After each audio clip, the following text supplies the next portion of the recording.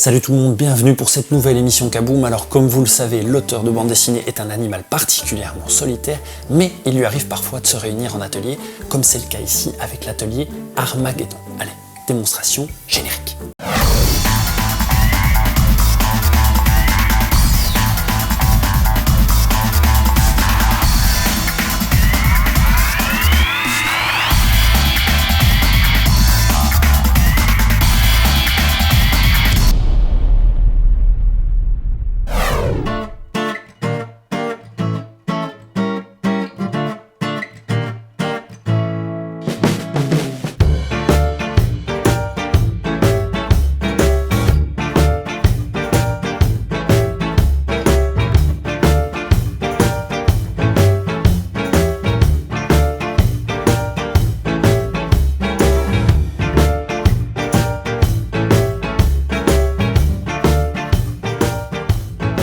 La genèse de cet atelier-ci, en fait, à l'origine, il y avait un atelier, pas loin d'ici, à une centaine de mètres, qui était constitué de 4 dessinateurs. Il y avait Colman, Sèvres, Borini et moi-même.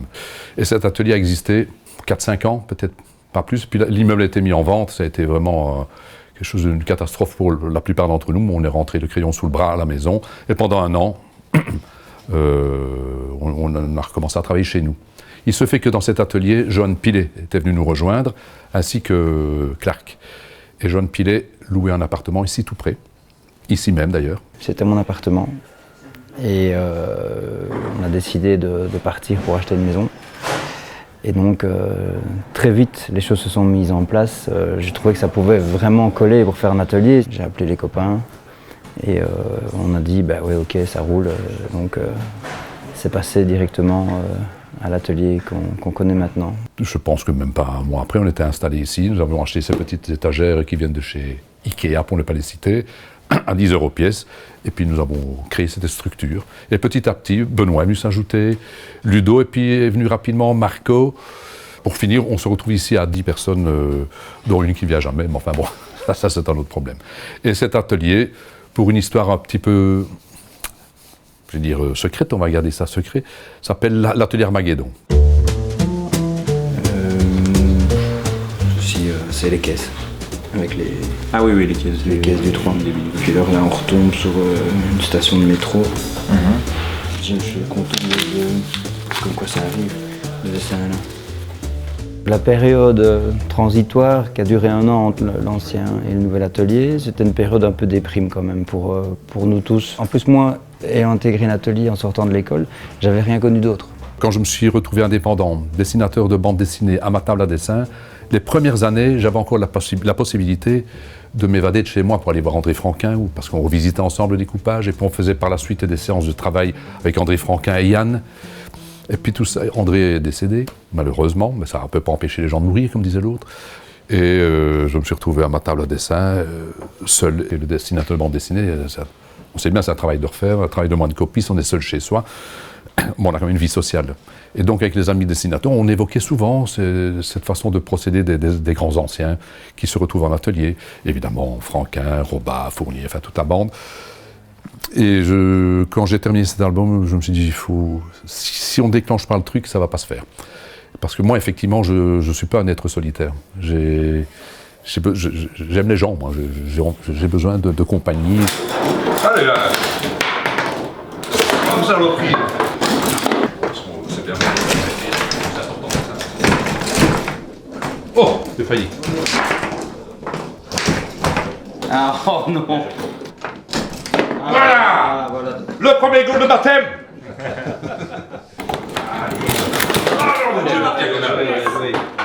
Je suis un des derniers arrivés. Je travaillais chez moi depuis près de 20 ans.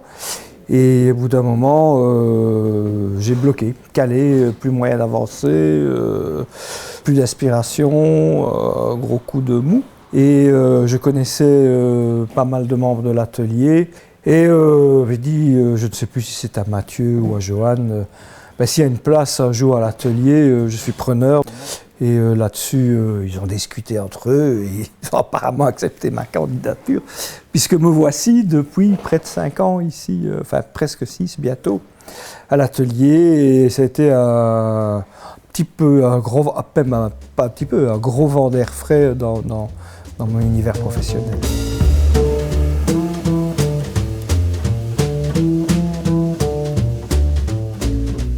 Ah ben, l'atelier pour moi effectivement c'est une bulle d'oxygène. À l'époque quand je travaillais chez moi, donc, que ce soit à Spa ou à Rochefort, ben, il y a un isolement qui se fait, c'est très difficile de supporter ça. Pendant tout un moment on ne se rend pas compte qu'on est en train de perdre le contact ou perdre progressivement les motivations et on n'a pas assez de recul par rapport à sa propre création. C'est pour ça que l'atelier est très très précieux parce que quelque part on voit le travail des autres, on n'est plus tout le temps fixé sur sa planche, son scénario. Chacun d'entre nous travaille sur un projet qui est chaque fois très différent. Donc ça c'est intéressant. Au départ je prévoyais de venir une fois de temps en temps, 2-3 fois par semaine, et puis et je suis venu le premier jour en pensant je vais venir quelques fois par semaine pour me ressourcer un peu, et dès le premier jour j'ai fait tous les jours. On a un fan qui nous apporte des bouteilles qu'on ne boit pas parce que pour travailler et dessiner c'est pas possible. La dernière fois il était passé, il a vu que la bouteille de poire avait été entamée. Ah, je suis content. T'imagines si on boit un petit coup l'après-midi, moi de deux choses, une où je dors ou je continue à boire. Ça c'est mon côté alcoolique. Qu'y a-t-il de meilleur roman sur les chauffeurs de morue? Ouais. C'est un truc de science-fiction ou quand tu avais colorié les premières pages? Oui, j'ai colorié les pages, la première page en février l'année passée, je crois. Oui. C'est long, hein, les projets. Le problème, c'est que pendant ce temps-là, Faut manger, c'est qu'à le dire. faut manger. Oui. Ça tombait particulièrement bien à ce moment-là parce que je finissais mes études. Ça a été une manière de continuer à fréquenter des gens du milieu ce qui a favorisé aussi mon orientation vers la bande dessinée, parce qu'avant, comme j'ai fait de l'illustration à l'école, donc c'est vraiment à la fin de mes études et grâce à l'atelier que je suis parti vraiment à fond sur la bande dessinée, quoi. On a aussi la plume, tu l'attends que ça sèche. Ouais. Pour peu que tu aies un peu trop d'encre, Ah oui, ça... tu repasses dessus, c'est mort. Donc tu es vraiment obligé d'attendre à chaque fois. Ouais, avec ça, t'as un truc, c'est plus fin. Ouais. C'est ce que j'ai essayé avec la plume. Il y a parfois des petits binômes qui se créent ou des collaborations qui se créent, mais tout à fait sans préparation aucune, sans chercher à les amener en fait, mais qui se font. Je veux dire, j'ai fait un album et Benoît Hers n'avait pas de travail à ce moment-là, c'est lui qui me l'a mis en couleur. J'étais vraiment ravi qu'il travaille là-dessus, ça lui a fait plaisir à ce moment-là, ça lui a bourré une partie de son agenda, il était tout content. Ludo n'avait pas de scénario, je lui en ai fait, on a fait 2 albums chez Glénat où je lui ai fait les scénarios parce qu'il ne savait pas quoi raconter. Je dessine, mais je n'ose pas encore me lancer dans le scénario. Et Clark m'a proposé de m'aider et m'a écrit 2 scénarios pour Glénat. Donc ça, c'est ma première collaboration. Et à peu près en même temps, j'ai eu l'occasion de travailler avec Benoît. Parce qu'il venait de recevoir un scénario super de Zidrou. Et il était en même temps sur une autre série, Prison School. Il ne pouvait pas faire les 2. Et je lui ai dit, écoute, le scénario est trop bien, il faut qu'on le fasse, je vais t'aider. Et c'est comme ça qu'on a fait Tueur de maman, 2 tomes. C'est génial parce qu'on se passe les planches. On a réussi à faire l'album en 4 mois. C'est vraiment avec lui que j'ai le plus d'atomes crochus graphiques, puisque nos styles sont quand même très très proches. Et encore aujourd'hui, je l'aide de temps en temps quand il a un petit problème de délai ou de ce genre de choses.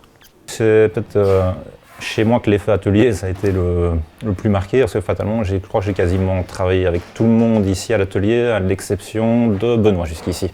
Sinon, en fait, donc, je réalise les couleurs actuellement pour Ludo.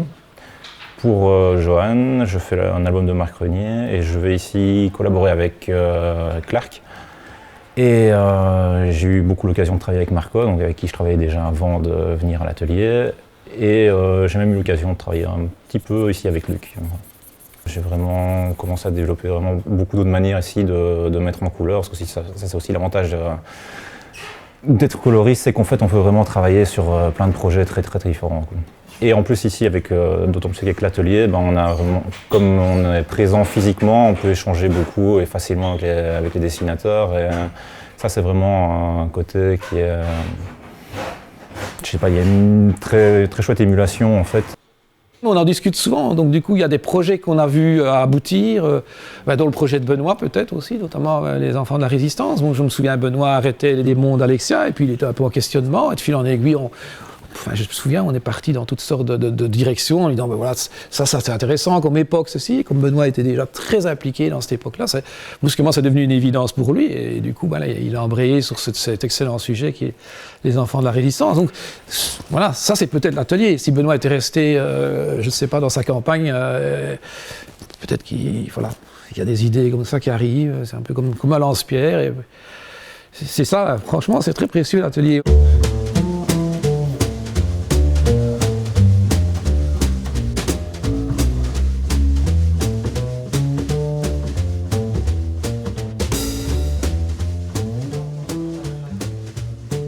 Il n'y a pas d'horaire, chacun vient quand il veut, s'en va quand il veut. Les horaires sont totalement décalés. Clark, par exemple, ça lui arrive régulièrement de venir vers 3, 4, 5 heures du matin, puis il s'en va vers 14 heures. Il y en a qui sont beaucoup plus réguliers que ça. Il n'y a pas de règle. Je suis parmi les plus fonctionnaires de cet atelier. Je quitte la maison à heure fixe et je quitte l'atelier à heure fixe. À 18 heures, il n'y a plus personne. Je suis occupé à marcher dans la rue pour rejoindre ma voiture et je cesse d'être un dessinateur de BD. À la minute près. Généralement, quand je me lève, tout le monde sait qu'il est 18h01 si tout va mal. Moi, j'essaye d'avoir une vie de bureau, somme toute. C'est un travail fort prenant, en tout cas pour moi et pour la plupart d'entre nous. On est toujours plongé en permanence dans notre univers et ça me permet vraiment de faire une coupure que je n'arrivais pas à faire par le passé. J'ai rien qui est vraiment établi un peu, c'est un peu mon... je passe assez fréquemment à l'atelier puisque bon, j'ai mon ordi qui se trouve là, donc je viens le consulter et je viens chercher énormément de documentation. Donc, les collègues sont beaucoup plus réguliers, plus concentrés. Moi je travaille un peu d'une façon, je vais dire, plus instinctive si on peut dire, quoi. Et on est tous très différents, hein, je dis. Et alors des fois il y a des tensions aussi, il ne faut pas croire que c'est beau. Oui, il y a des tensions entre nous, hein, bon, selon le fait qu'on est sur un travail qui devrait être fini, qui n'est pas fini. Il y a des choses qui on est perturbés aussi par des problèmes quotidiens, des problèmes de famille. Donc tout ça on gère un peu aussi. Voilà, il y a des choses évidemment très fortes entre nous, qui nous lient. Il y a des fois des disputes énormes, et bon, et ça, il faut aussi savoir ça. Et ça, c'est un groupe, ça, c'est une équipe, ça. On peut à la fois pratiquer la camaraderie, le soutien mutuel, et en même temps, sans rivalité, sans conflit, en tout cas majeur. Et dans notre métier qui est excessivement solitaire, ça fait du bien.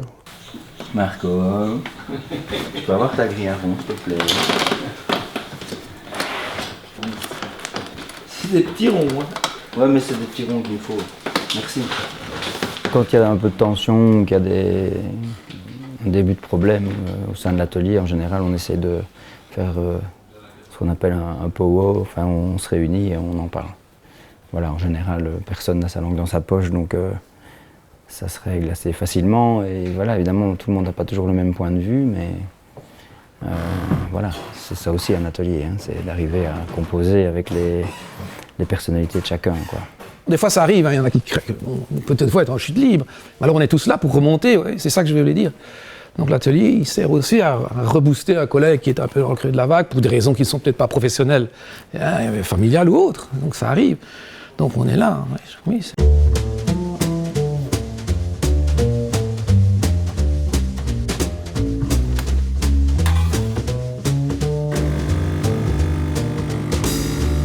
J'arrose ta petite plante du patron. Après, viens dans mon bureau pour la promotion canapé.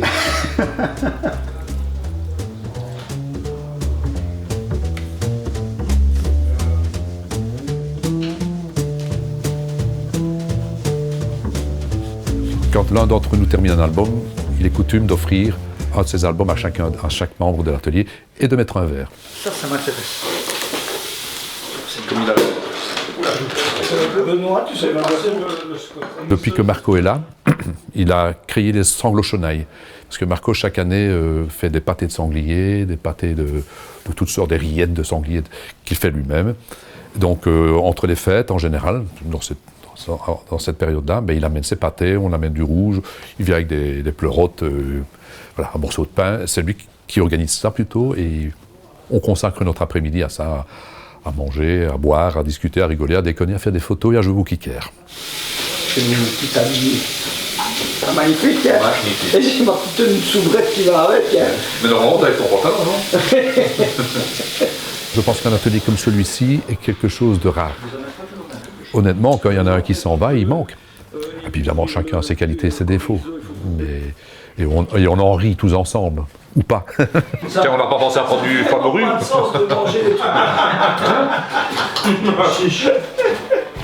Travailler sans atelier, ça ne me paraîtrait pas envisageable, en tout cas pour l'instant.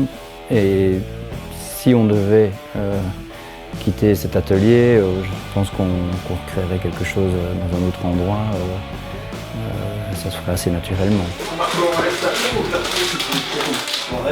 Le rouge, Marco, il est où? Ça fait 12 ans, je pense que si on peut reprendre 12 ans, tout le monde signe.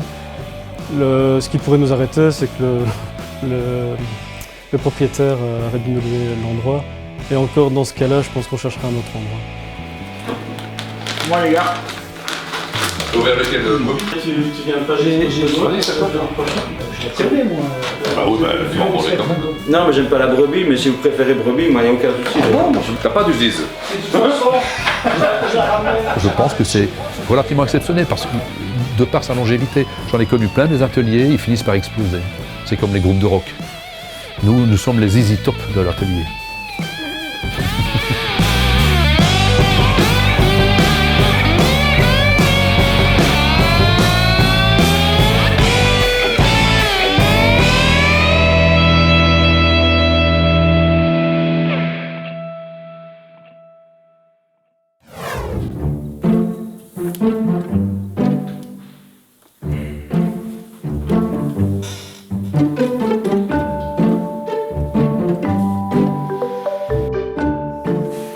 Voilà, l'émission touche à sa fin, on va les laisser se concentrer et puis travailler. Et puis moi je vous donne rendez-vous une prochaine fois parce que de toute façon j'ai plus beaucoup de temps. Allez, on se retrouve sur internet. Ciao tout le monde.